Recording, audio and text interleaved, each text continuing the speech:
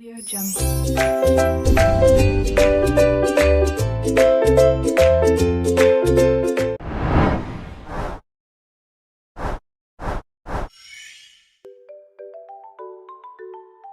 Assalamualaikum warahmatullahi wabarakatuh. Hello everyone, my name is Dian Afrilana Putri. I'm from Physics Education of Sultan Ageng Tirtayasa University 2019. On this video, I will explain about Pascal Law, Archimedes Law, and meniscus. Watch this video until the end, don't miss anything. Before we start our lesson today, let's pray together. Finish. Now you can fill your absence on the available links. Do you know the purpose for our lesson today? Okay, let's explain together. First, to understand principle of the Pascal law, Archimedes law, and meniscus. Second, to analyze and calculate the magnitude, pressure of liquid using the principle of Pascal law, Archimedes law, and meniscus. And the last, to identify the application of Pascal law, Archimedes law, and meniscus in daily life. Apakah kalian masih ingat pengertian dari fluida statis? Ya, fluida statis adalah fluida yang dalam keadaan diam, di mana fluida ini dapat berupa zat cair ataupun gas. Contoh dari fluida statis ini adalah air yang diletakkan di dalam sebuah gelas. Pada pertemuan sebelumnya, kita telah membahas mengenai tekanan hidrostatis, dan juga hukum utama hidrostatis. Apakah kalian masih ingat apa itu tekanan? Tekanan adalah besar gaya yang diberikan pada permukaan suatu benda dalam satuan luas tertentu. Tekanan ini memiliki persamaan P sama dengan F per A, di mana P adalah tekanan, F adalah gaya tekan, dan A adalah luas permukaan tekan. Lalu, apa itu tekanan hidrostatis? Ya, tepat sekali. Tekanan hidrostatis adalah tekanan yang diberikan oleh zat cair ke semua arah pada titik ukur maupun akibat adanya gaya gravitasi. Tekanan hidrostatis ini memiliki persamaan, yaitu pH sama dengan Rho dikali G dikali H, di mana pH adalah tekanan hidrostatis, Rho adalah massa jenis zat cair, G adalah percepatan gravitasi, dan H adalah kedalaman zat cair dari permukaan. Nah, yang terakhir, hukum utama hidrostatis. Ada yang masih ingat apa makna dari hukum ini? Ya, hukum ini bermakna bahwa semua titik yang terletak pada bidang datar dalam satu jenis zat cair yang sama akan memiliki tekanan yang sama pula, sehingga dapat dinyatakan bahwa P1 sama dengan P2. Wah, hebat sekali kalian semua masih mengingat materi pada pertemuan sebelumnya. Sebelum kita lanjut kepada pembahasan utama materi hari ini, coba kalian perhatikan animasi berikut ini. Selamat menyaksikan! Pernah tidak kalian melihat kejadian berikut ini? Ketika benda ke-1 dicelupkan, maka ia akan tenggelam. Dan ketika benda kedua yang dicelupkan ke dalam air, maka ia akan melayang. Kemudian, ketika benda ketiga yang dicelupkan, maka ia akan mengapung. Mengapa terjadi seperti itu ya? Apakah ada yang tahu? Untuk penjelasannya, mari perhatikan penjelasan hari ini. Jangan lupa, sediakan alat tulis kalian. Dan jika ada yang ingin ditanyakan, boleh langsung tulis di kolom komentar ya. Baik, kita masuk ke pembahasan yang pertama, yaitu hukum Pascal. Apakah sudah ada yang tahu bagaimana bunyi dari hukum Pascal? Nah, hukum Pascal ini menyatakan bahwa tekanan yang diberikan pada suatu fluida dalam ruangan tertutup akan diteruskan sama besar ke segala arah. Nah, hukum Pascal ini juga dinyatakan secara matematis dalam persamaan P1 sama dengan P2 atau F1 per A1 sama dengan F2 per A2.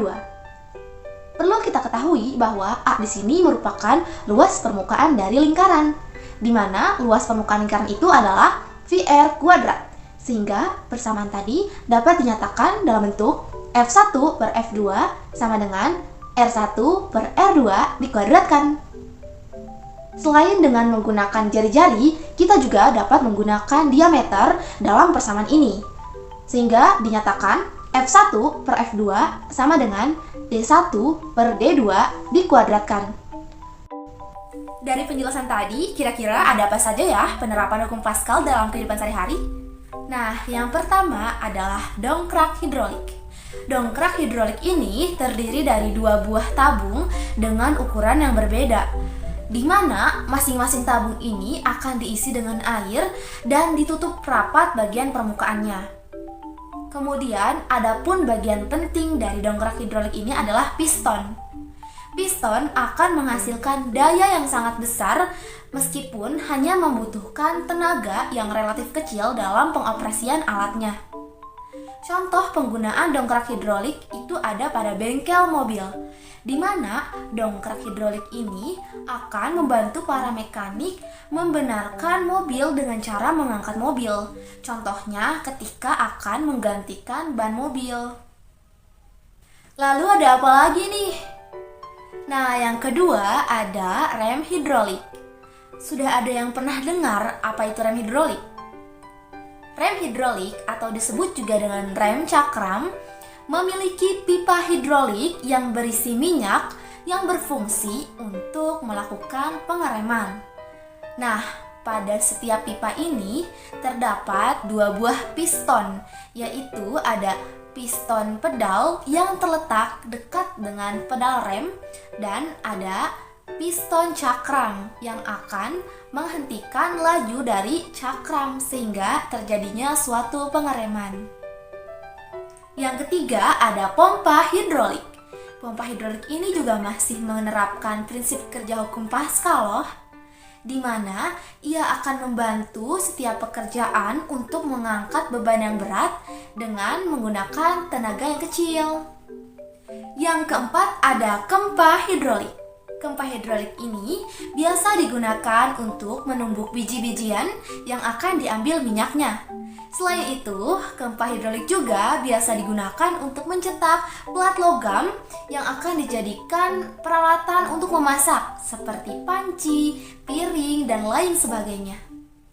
Masih banyak lagi penerapan hukum Pascal dalam kehidupan sehari-hari. Silahkan kalian cari dari berbagai referensi untuk menambah wawasan kalian. Let's go to the next topic. Selanjutnya, kita akan membahas mengenai Archimedes Law atau hukum Archimedes. Apakah sudah ada yang pernah dengar mengenai hukum Archimedes?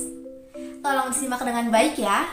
Hukum Archimedes menyatakan bahwa benda yang dicelupkan seluruhnya atau sebagian ke dalam fluida akan mengalami gaya tekan ke atas yang besarnya sama dengan fluida yang dipindahkan. Secara matematis, hukum Archimedes dinyatakan dalam persamaan FA sama dengan rho F dikali dengan G dikali dengan VBF, di mana FA adalah gaya apung dengan satuan Newton, kemudian rho F adalah massa jenis fluida dengan satuan kilogram per meter kubik, lalu G adalah percepatan gravitasi dengan satuan meter persegi, dan VBF merupakan volume benda yang tercelup dengan satuan meter kubik. Kembali mereview materi sebelumnya, jika kita memperhitungkan tekanan udara luar pada permukaan zat cair, maka untuk mencari tekanan total, kita dapat menggunakan persamaan P total sama dengan P0 plus PH, di mana P0 merupakan tekanan udara luar di atas permukaan zat cair dan PH merupakan tekanan hidrostatis. Masih ingat tidak dengan animasi yang ditayangkan pada awal pembelajaran? Nah, di sini kita akan membahasnya bersama-sama. Mengapa bisa terjadi seperti itu? Jadi, terdapat 3 buah posisi benda yang dicelupkan dalam fluida. Ada apa saja sih? Yang pertama, ada terapung. Benda dapat terapung dalam fluida apabila gaya apungnya lebih besar daripada berat benda dan massa jenis benda lebih kecil daripada massa jenis fluida. Yang kedua, ada melayang. Benda dapat melayang dalam fluida apabila gaya apungnya sama dengan berat benda. Selain itu, massa jenis benda juga sama dengan massa jenis fluida. Dan yang ketiga adalah tenggelam.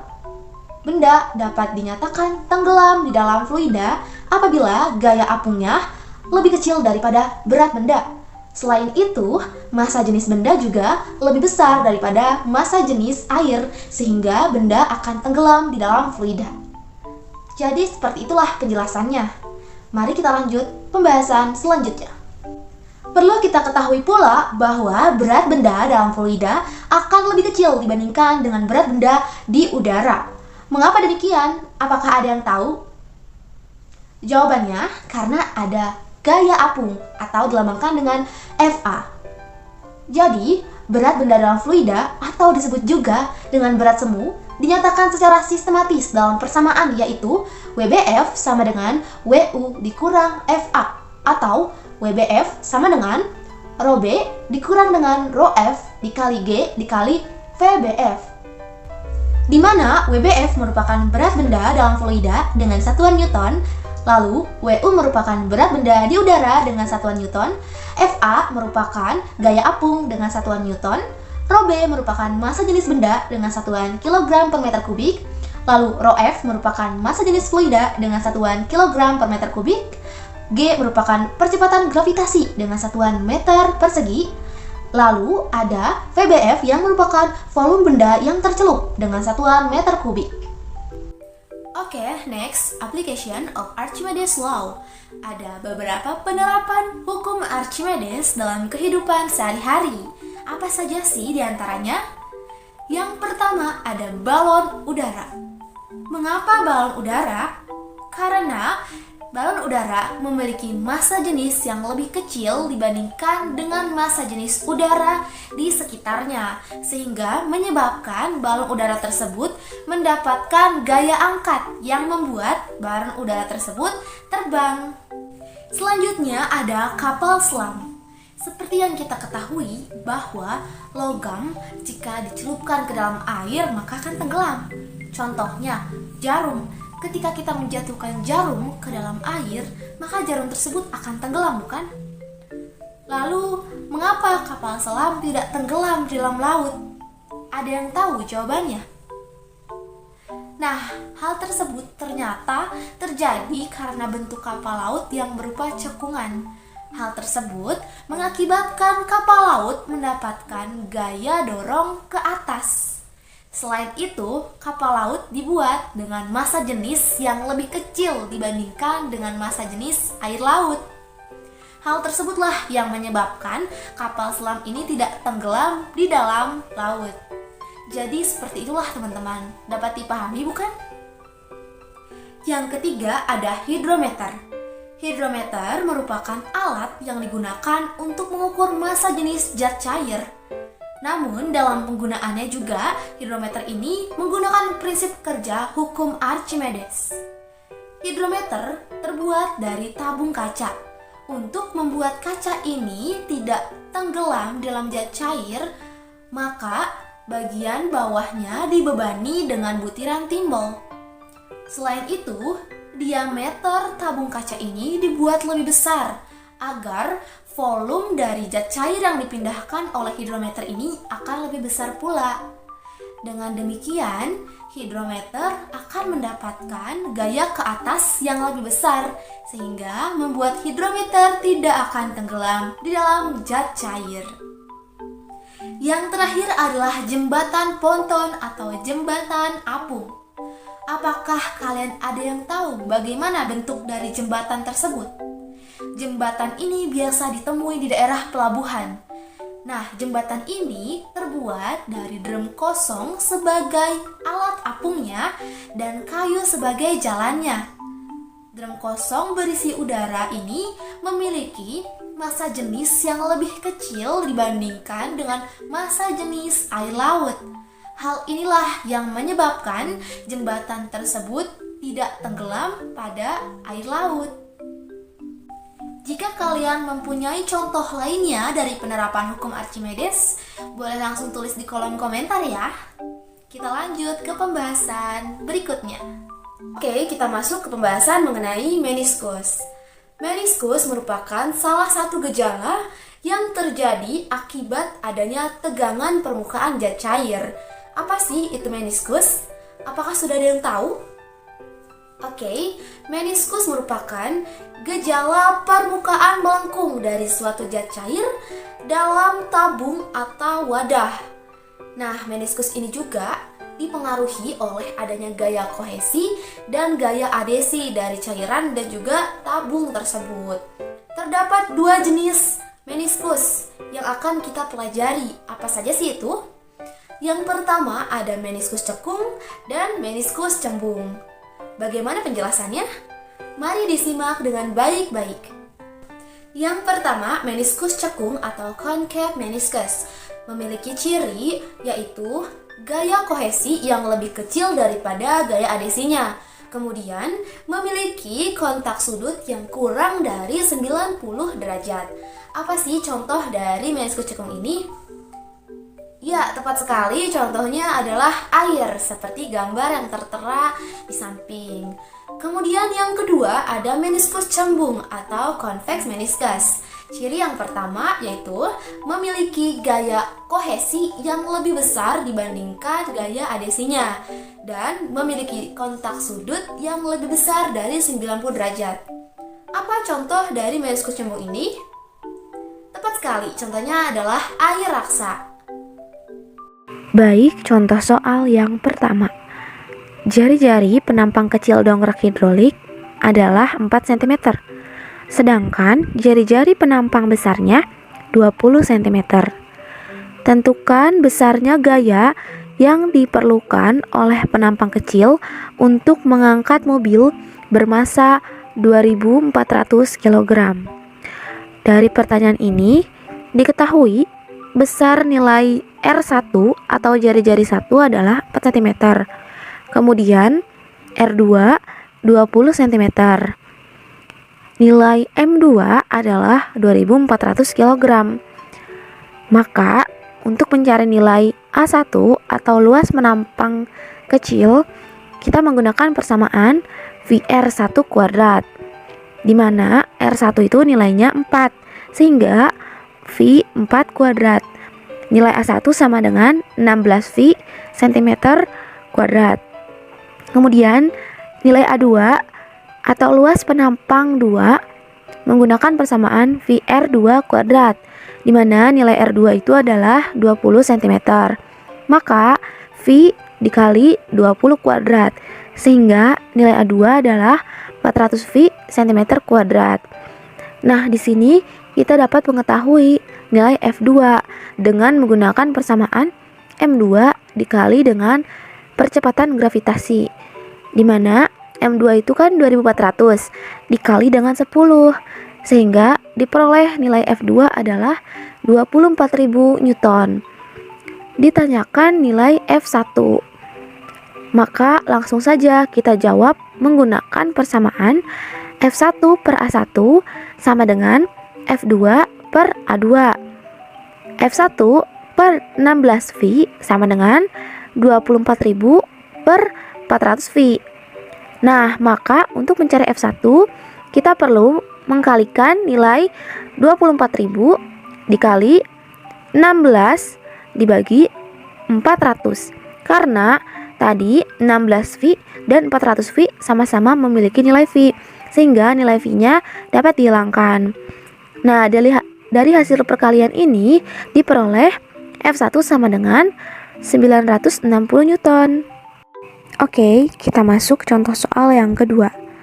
Massa sebenarnya sebuah benda adalah 500 gram. Jika ditimbang dalam air, massanya tampak 425 gram. Dan jika ditimbang dengan cairan lain, massanya tampak 325 gram. Jika diasumsikan massa jenis air adalah 1 gram per cm kubik, maka massa jenis zat cair tersebut adalah. Dari pertanyaan tersebut dapat diketahui bahwa besar dari massa benda yang sebenarnya atau MU adalah 500 gram. Kemudian massa benda dalam air yang pertama MF adalah 425 gram. Dan massa benda pada zat cair lainnya atau MVF2 adalah 325 gram. Dan nilai massa jenis air di sini adalah 1 gram per cm kubik. Ditanyakan rho F. Untuk menjawab pertanyaan tersebut, maka kita harus mencari besar nilai V terlebih dahulu. Dengan menggunakan persamaan awal, FA sama dengan WU min WF. Kemudian karena FA ini sebanding dengan rho GV, maka rho GV sama dengan MU min MF dikali dengan G. Karena kedua ruas sama-sama memiliki nilai G, maka rho F sama dengan MU dikurang MF. Sehingga tadi kan diketahui nilai rho-nya itu 1. Maka V sama dengan MU yang merupakan massa sebenarnya yaitu 500 dikurang MF massa benda pada zat cair 1 yaitu 425. Sehingga nilai V adalah 75 cm3. Dilanjut, kita menggunakan persamaan rho F dikali dengan V sama dengan MU dikurang MF2, di mana MF2 ini merupakan massa benda pada zat cair lain. Nah, karena nilai V tadi telah diketahui sebesar 75, maka rho F dikali 75 sama dengan 500 dikurang 325. Rho F sama dengan 175/75. Maka diperoleh nilai rho F adalah 2,33 gram per cm3. Dapat dimengerti ya? Gimana? Masih semangat kan? Kita masuk ke contoh soal nomor 3. Gambar di samping menunjukkan pipa kaca berisi udara. Ujung atas pipa dilapisi merkuri setinggi 12 cm.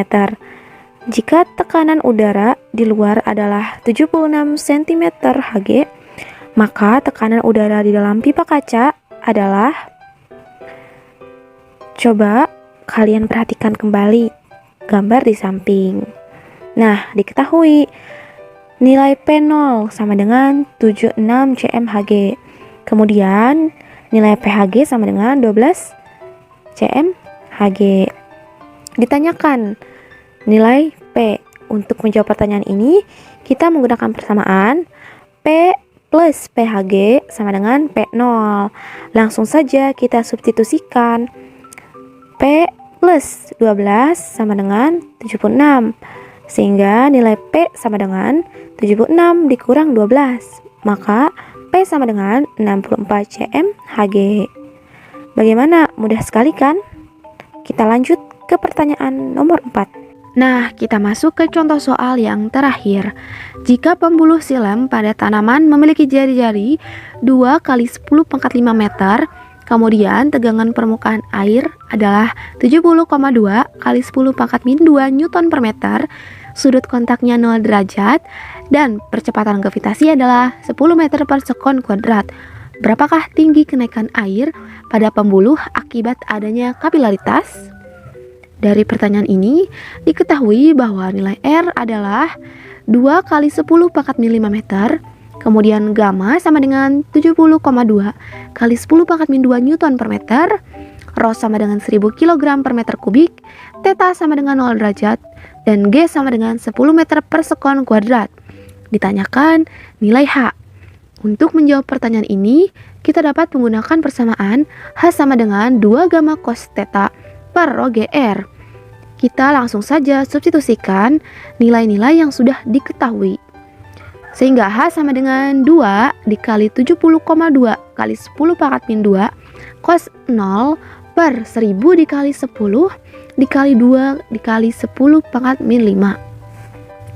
Di sini kita sama-sama menghilangkan nilai 2 dan mengoperasikan nilai 10⁻²⁵ dengan 10⁻⁵, sehingga diperoleh H sama dengan 70,2 dikali 10⁻³ dikali 1. Karena nilai cos 0 itu kan 1 per 10⁻³ dikali 10. Nah, karena 70,2 ini nilai desimal, kita rubah ke dalam bentuk pecahan. Sehingga H sama dengan 351 per 5 per 10. Sehingga H sama dengan 351 per 50. Dan diperoleh nilai H sama dengan 7,02 meter. Bagaimana? Mudah kan? Jika kalian memperhatikan materi dengan baik, tentu kalian akan lebih mudah memahami penjelasan kali ini. Sebelum saya menutup pertemuan kali ini, saya akan menyampaikan simpulan untuk pertemuan kali ini. Jadi, materi Fluida Studies ini sangat berkaitan erat dengan kehidupan sehari-hari kita. Untuk contohnya, penerapan dari hukum Pascal dalam kehidupan sehari-hari. Ada apa saja? Ya, ada dongkrak hidrolik, rem hidrolik, pompa hidrolik, dan kempa hidrolik. Kemudian yang kedua, penerapan hukum Archimedes. Ada apa saja, ayo? Ya, tepat sekali. Ada balon udara, kapal selam, kemudian hidrometer, dan juga jembatan ponton atau jembatan apung. Jika kalian menemui contoh lainnya, boleh berbagi dengan teman-teman yang lain ya. Eits, sebelum kalian pulang, saya akan memberikan oleh-oleh nih untuk dibawa pulang. Apa coba oleh-olehnya? Yang pertama, silahkan kalian buat ringkasan materi dari pertemuan hari ini. Dan oleh-oleh yang kedua, apa? Ya, saya telah melampirkan 3 buah pertanyaan yang dapat kalian kerjakan di rumah. Semoga kalian dapat mengerjakannya dengan lancar ya. Okay, I think that's all. Thanks for your kind attention. I hope my explanation can be useful for us. Don't forget to finish the test and making summary. For closing the meeting, let's pray together. Finish. See you next time. Assalamualaikum warahmatullahi wabarakatuh.